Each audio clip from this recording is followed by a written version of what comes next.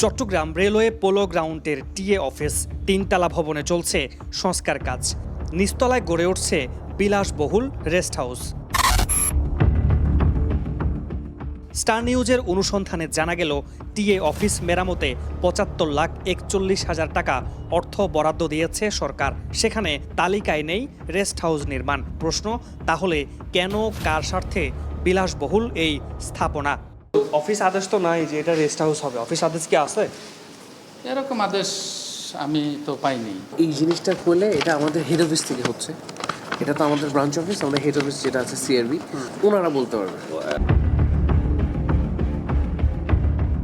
এরই মধ্যে রেস্ট হাউসে ফ্রিজ, টিভি, খাট, আলনা সহ বসেছে সব। সবচেয়ে বেশি আয়োজন টিএ অফিসের অর্থ উপদেষ্টা সাইদুর রহমান সরকারের কক্ষে।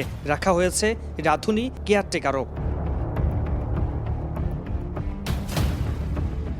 অভিযোগ, এই রেস্ট হাউসে পরিবার সহ অবস্থান করলেও কোনো ভাড়া দেন না সাইদুর রহমান সরকার। ২০২৪ থেকে ২০২৬ এই ৩ বছরে সিআরবি হিসাব দপ্তর অফিসের মালামাল কেনাকাটায় মিলেছে চাঞ্চল্যকর তথ্য। নথিপত্র অনুযায়ী ঘুরে ফিরে সবই কেনা হয়েছে Futuretech, the Skyscraper, Opulence Global Limited ও তুরাগ এন্টারপ্রাইজ থেকে। অবাক তথ্য হলো, ঠিকানায় গিয়ে পাওয়া যায়নি অধিকাংশ প্রতিষ্ঠানের অস্তিত্ব। অভিযোগের তীর সেই সাইদুর রহমানের দিকেই। হিসাব কর্মকর্তা সোহাগ মীরের স্বাক্ষরেই সম্পূর্ণ হয়েছে সব।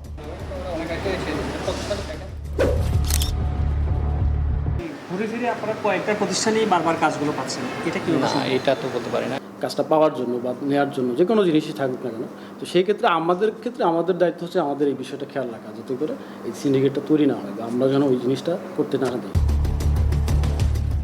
শুধু তাই নয়, অনুমোদন ছাড়াই দপ্তরের পেছনে পুরনো গাছ কাটার অভিযোগও রয়েছে সাইদুর রহমানের বিরুদ্ধে। আবেদন করেছে, কিন্তু আবেদনটা এখনো সম্পূর্ণ নয়, উনি কেটে ফেলছে। অভিযোগের বিষয়ে জানতে সাইদুর রহমানের মুখোমুখি স্টার নিউজ। তবে তিনি রাজি নন ক্যামেরার সামনে কথা বলতে। চাইলেন লিখিত প্রশ্ন।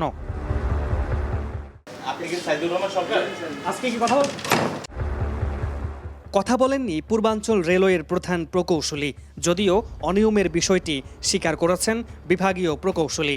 এবং অফিস আদেশে এখানে লেখা আছে মেরামত সংস্কার, এর বাইরে উনি কিছু করতে পারে না। সংশ্লিষ্ট কাজের বাইরে আসলে কোনো কিছু করার।